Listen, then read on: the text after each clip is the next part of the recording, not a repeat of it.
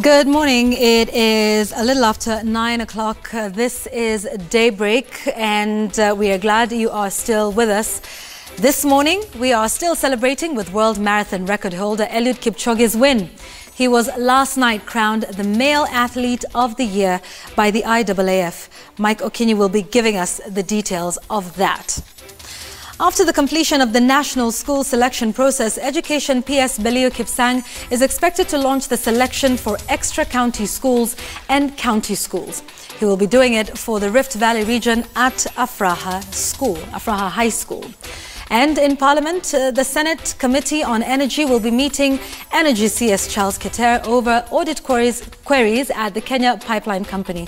Today's session comes after the Kenya Pipeline Company said it had invited detectives to investigate losses of petroleum products worth billions of shillings.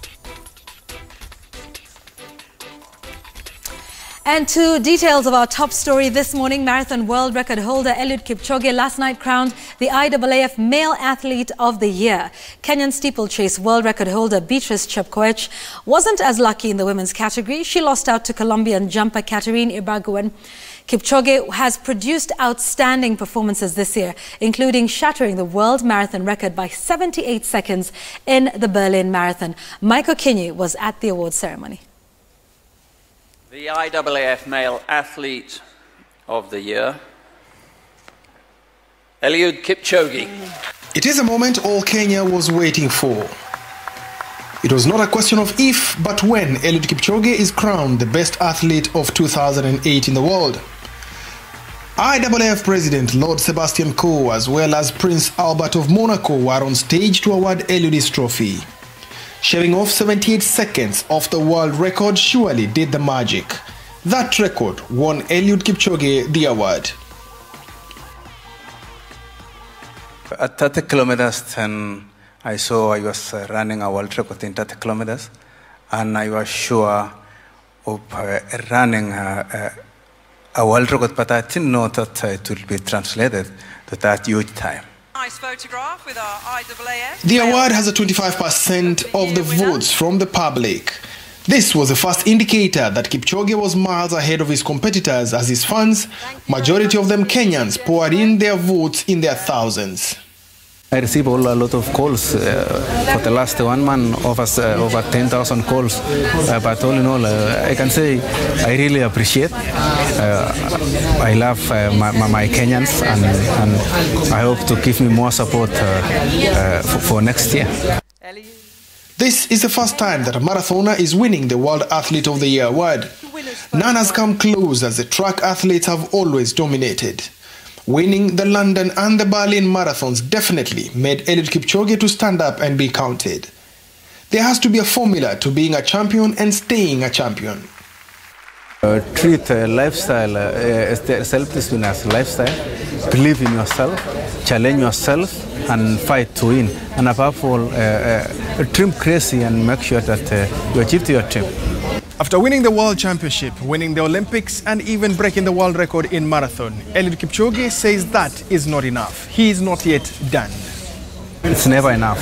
So I think beautiful things are in store for next year. 9 minutes. So brace yourself, world. Eliud Kipchoge wants that sub 2 hours in the marathon record. When he achieves that, then maybe, just maybe, he can think of easing the foot off the gas pedal. Mike Okinyi for Citizen TV in Monaco. He says it's not enough. Be prepared for more. Well, congratulations to him. This has clearly been his year, and that's such a good way to crown all his achievements for making Kenya proud throughout this year. Now, on this, today is the 5th of December. It's a little over a month since Kenya Airways launched the direct flights to the US this morning. We're speaking to Kenya Airways CEO Sebastian Mikosz. Just over a month since the launch of those direct flights. It's good to have you with us. Good morning. So let's talk about that. You know, it's been a month. What are some of the lessons that have been learned with all of the flights that we have in? We'll talk about the reduced frequency in just a moment. But what have you learned in over a month of now having direct flights to New York? The first learning is that the real difficulty of opening a flight doesn't come with the day of the launch, but it comes afterward. And I was trying consistently, even though I was also very enthusiastic that we do it, but point out this real difficulty. For Kenya Airways, this project and all the challenges started a month ago. They didn't end a month ago. The fact of just having the plane doesn't mean that immediately you have all the passengers in it. For us, when we discussed it internally with the board, management, you know, all the people involved in the process of making the decision, it's clear that this is an 18-month project to reach the targets, the commercial targets. So we've just and of course there are positive learnings. So, but I don't want to start again saying, you know, that it's been really a success that after many years of expectations, we went through all these formalities. You know, it was massive number of audits, and it's true that if you look at, like, from an overall perspective, there are not many airports, even among our competitors, that have done it, and not many airlines that have done it. But that's behind us now. There was the flight, there was the first flight. I'm happy also because, you know, when you run this type of project, you don't sit every morning and say, oh, how great we did this and how great we did this. I have my figures, I see my bookings, I see the culture problems, but it is, you know, there were many people who are saying us, first of all, it will never happen, and it happened. So that's already something very positive. The plane is performing extremely well. So one of the interesting learnings for the future customers, I hope that you will be one customer one day, is 15 hours is what we planned. Yes. And this is roughly what we do. We'll do a little longer, 15 hours on the way. Yes. But coming back, it's much shorter. Yes. Which is one of the things that was in the simulation. But you know, it's something else having a simulation, something and as doing every doing the practical aspect of it. And what we noticed that it's going to reverse when the season reverses. So so the flight is fulfilling the fact that you shorten by 10 hours the average travel time. But it's also a pattern that's changed, that on the way from New York to Nairobi, I did it myself. And it's on average below 13 hours, like we do 12 and a half, 12:50. So, you know, it's really short. I mean, it's one of, it was supposed to be the longest flight, and it's actually shorter. And it's actually shorter. So for us, it's all benefits. Okay. Was there over-enthusiasm? Because there were daily flights, you know, when this was launched over a month ago, and now we are down to, what, 3 flights a week? No, absolutely no. That's the problem of. It's absolutely not the case, and I have to say that my somehow frustration is that I saw many publications on the frequencies, and nobody called us to ask. So first of all, we decided to start when the winter season of IATA starts. Yes. And that's a normal pattern in the industry, 28th of October. But we all know that November is the worst month in terms of demand in the air traffic. And it's a pattern since many years. So 3 weeks before we did the first flight, not after, before, we talked to the travel agents. And we made an internal decision. Look, we see the bookings are not coming. There will be not even 20% of passengers on board the plane. Let's cancel 10 flights. So we just don't load the flights on that particular days. Me, myself, I was surprised that it was noticed so late, because on the day where we are flying to New York, the first flight, it was already done. So as of now, we are going daily. Since October the 28th, without these 10 flights. Actually, December is absolutely looking very good. And December we go daily and the planes are full, but it's also easy to sell December because, you know, it's one of the best months. Right. And we talked to travel agents, we talked internally, we talked to our airline partners, we said, okay, what do we see in the next 12 months? We see that the pattern of seasonality is stronger than we assumed. It's a little like with the wind, you have a simulation, but then you see how. So we say, why don't we introduce seasonality as we did in Paris flight as we did in Amsterdam when we started, as we did in Bangkok when we started. So the decision we made forward is that starting from end of January, we will go to 5 weekly, and we will see how the market evolves until May, June, and then most likely, but it's always a decision made, we will shift back to daily, and then in winter we might shift back to 5. So it's about creating a normal seasonality pattern, and of course, you know, as an airline, what we do, we have to follow the market and we have to adjust.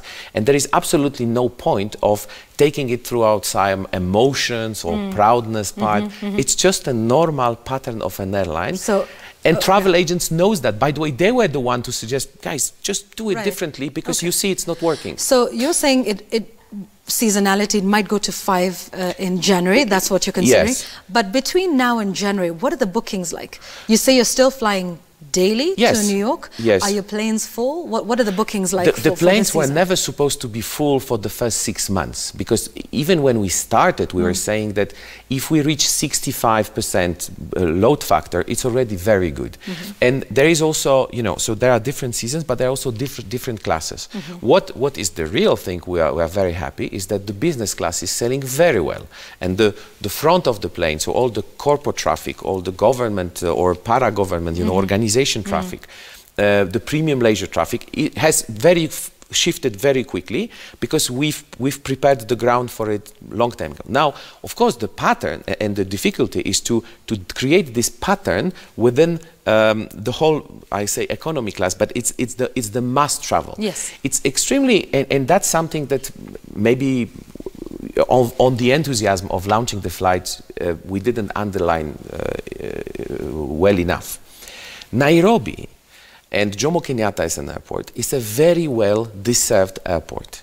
You can fly to Nairobi through from the US through extremely many entry points. You know, you can fly through Paris, Amsterdam, London, Zurich, Frankfurt, Dubai, Doha, Abu Dhabi. So every customer has a very wide range of choice. Okay.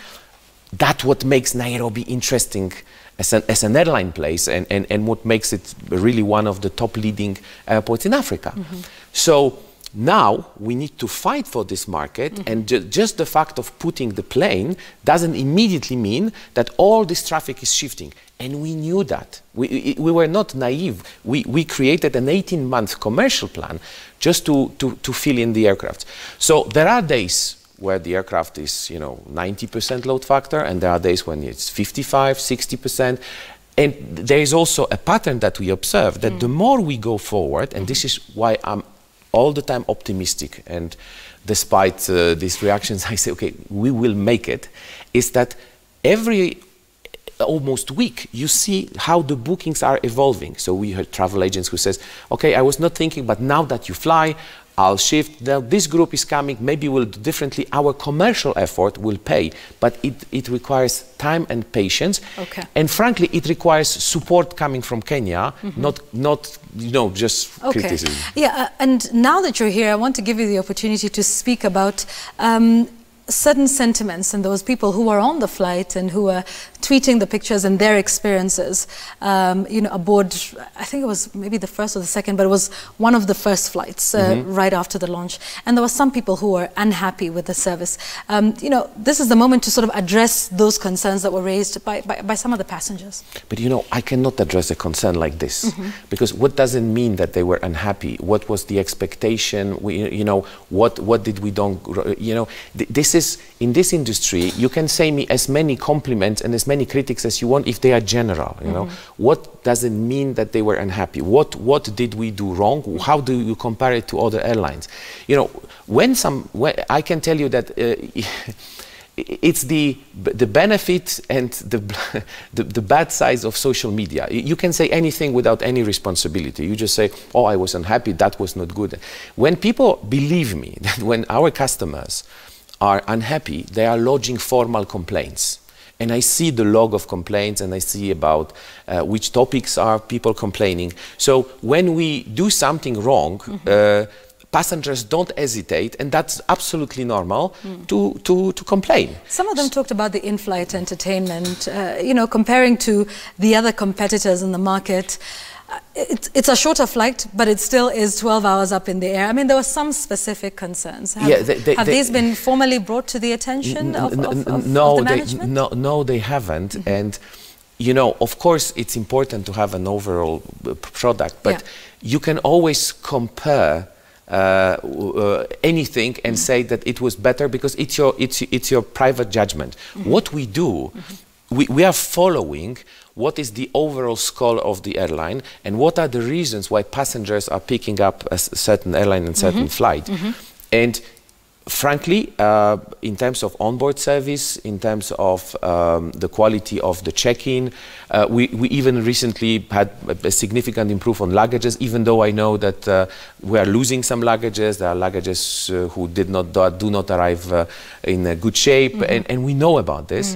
So I prefer not to address, you know, like individual complaint, because then I can share with you the same number of super enthusiastic tweets about the good landing, and someone was saying that the personnel is nicer than an other airline, but we need to look at it through a more global approach and all airlines. So of course we know that there are competitors who do things differently. I don't know if it's better or worse, and we are, how to say, we are trying to be, you know, calm in addressing this type of, because then you can keep promising and you can keep reacting. Right. And is it going to be really good for business? Yeah, and what about, you know, competitors? And there's a number of your competitors whose pricing is a little lower.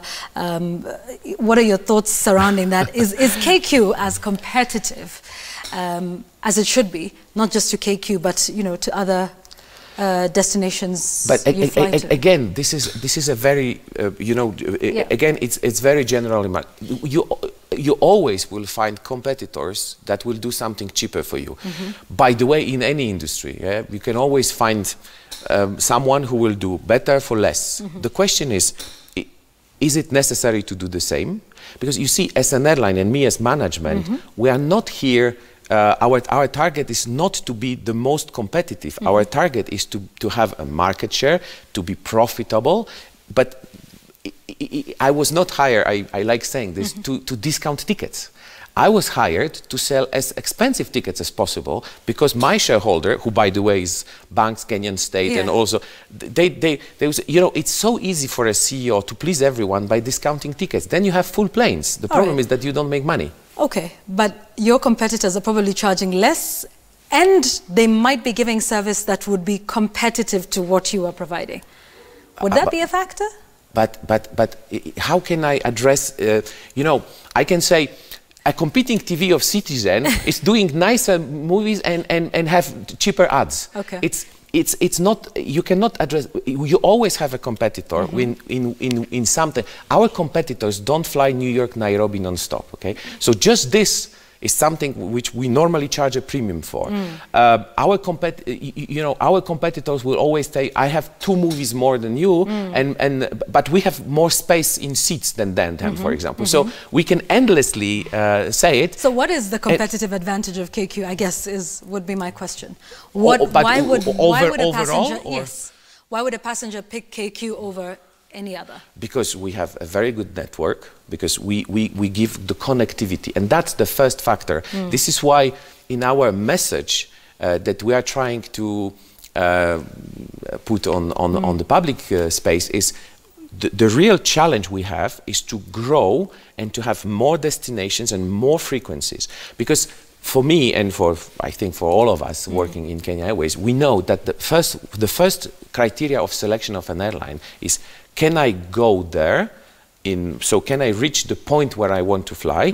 And what's the price for that? Right. If I'm ready to pay the price to go to Cape Town, to go to Cairo, to go to Paris or to London, and I'm ready to pay that price for this service, we are okay. Yes. Okay. So this is why the market share is also very important, because if you ask me, what would you do to have 100% market share on a certain route? I don't know. Let's say to Abidjan. It's just enough for me to discount the tickets, and then everybody will come. And then everybody will come. All right. I want to ask you about something that's happened within the aviation industry. Bole International Airport in Addis has just expanded. Yes. You know, they will now be taking in, 22 million passengers a year. What's your thoughts surrounding that? And, you know, considering what we have at JKI, I mean, just as a player in the aviation industry, what does this mean for the region? What does this mean for Kenya's JKI? So this is a very fundamental challenge, and this is really something which I'm extremely concerned about. As Kenya Airways, we have to be sure that us and our hub, Jomo Kenyatta, remain among always at least the top 5 African airports. In order to do that, we need to grow at a certain path.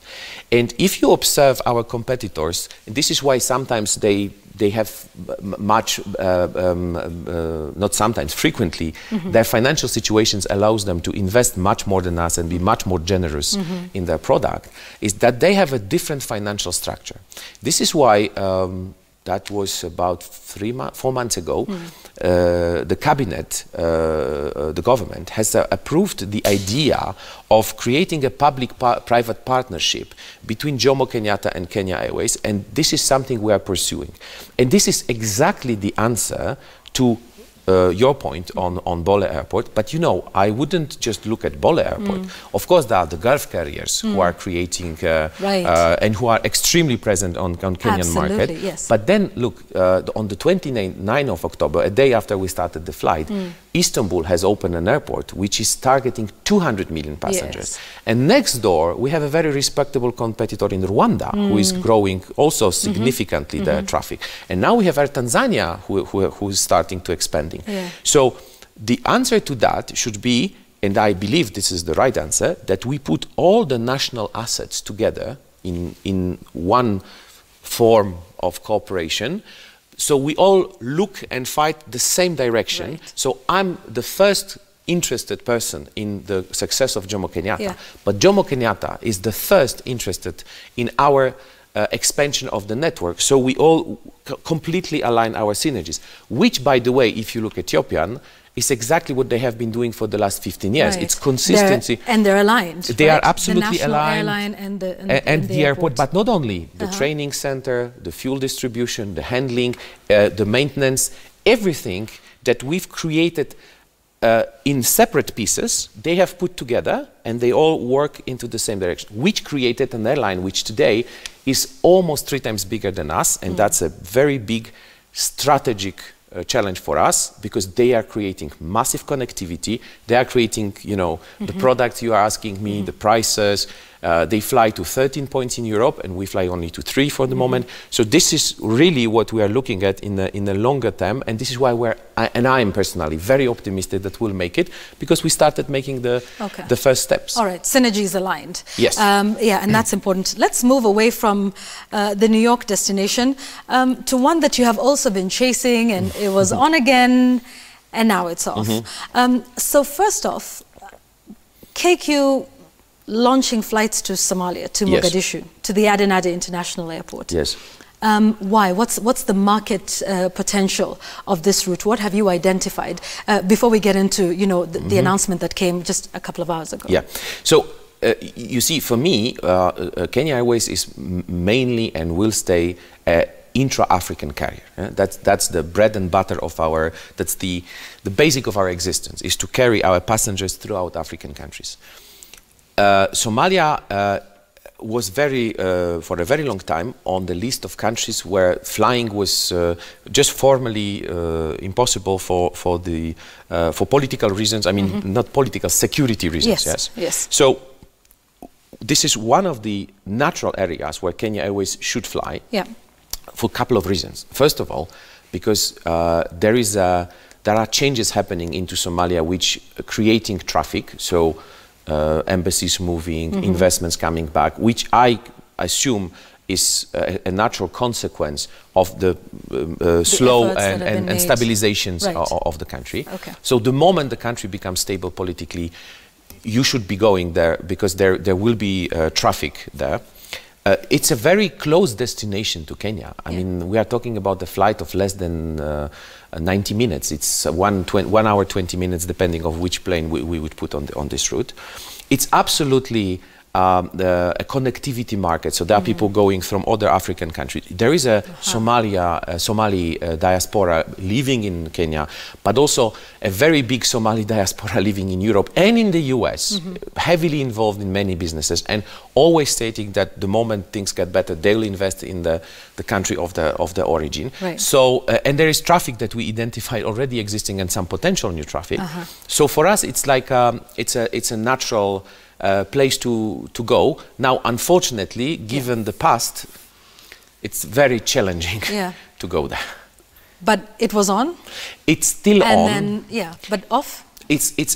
We decided not to communicate the future date because we were extremely frustrated and disappointed, and I'm extremely sorry that this happened.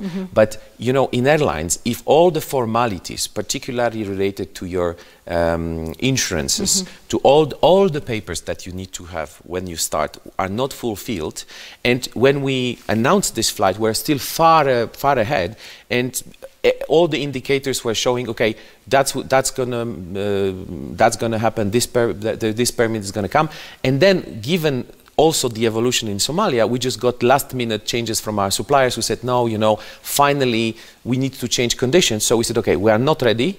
We are not taking any risks, but I can tell you personally that we do everything to have this flight. We just decided not to have a date. So to have a date, but it will absolutely go. What needs to happen between now and then for us to have a definite date to say we're launching KQ from Nairobi to Mogadishu? What are some of those things that need to happen that would satisfy you of you know, it's like the viability of it. Even though the media attention was not the same, but the checklist to launch the flight to US is exactly the same as the flight to Somalia. You just have to tick the boxes.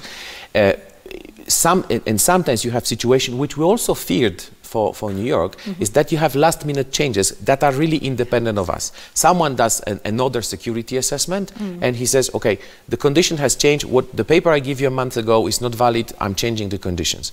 So this is what happened in that case. We should have not maybe be so enthusiastic and optimistic on getting all of this, but we will not announce a date until I see all the papers on my desk signed by 3 people, because then if you know, we will take I mean, other type of actions, but we don't take any risk, and unfortunately sometimes we have to swallow our tongue, say sorry, we are not ready. But it doesn't mean that the project is you're just dropped. not going to announce a date. We are not going to announce until we know that this time it's really happening. Okay, here's a text message as we conclude. Didn't leave a name, but says one of the issues with KQ is delayed flights. Please ask the CEO to address that. It's very disappointing. In fact, I remember seeing a tweet, was it from Donald Kaberuka, who's the former president of the AFDB, and you know, he was on Twitter also complaining about the same issue not too long ago, a couple of days ago actually. You see, that's again the problem of looking from a broader perspective. We are operating in high season more than 200 flights a day. So even if 3 of our flights are delayed, you have 300 passengers affected on average, out of which if 1% only tweets, it makes 10 unhappy tweets.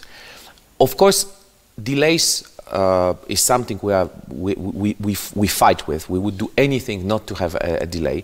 But there's 2 things I would like to point out. First, we have one of the best on-time performance since many years, and frankly one of the best in the industry, which means that if you have your flights departing on time for 85% of them, then it's already very good. Now, I don't know which delays are the ones that we really influence because we have a technical issue or we have some operational delay because plane arrived later, but there are many delays, and that I ask always for our customers to understand it. is that there are many delays which are completely independent of us. Maybe we should communicate the reason.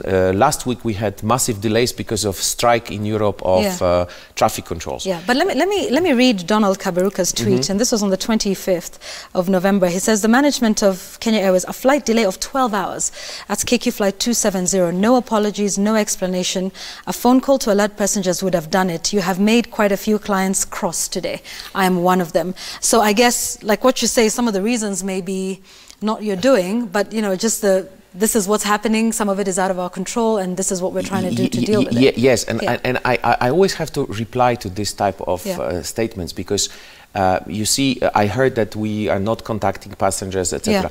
It might happen. Maybe that happened in that case. That always might happen, that the passengers was not reached out. But then I also like to before I bash my team for that. Have you really left us your mail and your phone number? Because, for example, if you leave your phone number and your mail with your travel agent, it means we don't have access to that. Many passengers don't know that in our files, we don't have all your data. We have the basic ones.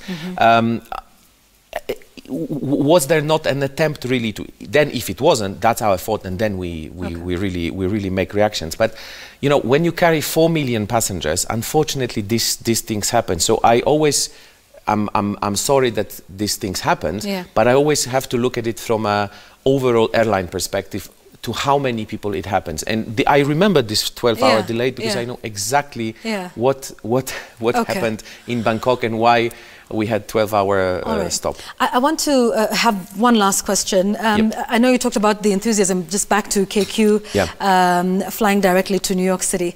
And you said, you know, enthusiasm is one thing, but, you know, filling a plane is another. Do you feel there was pressure from the government? Because this now became, in a sense, it was taken out of KQ's hands, and this became a government project and a government push.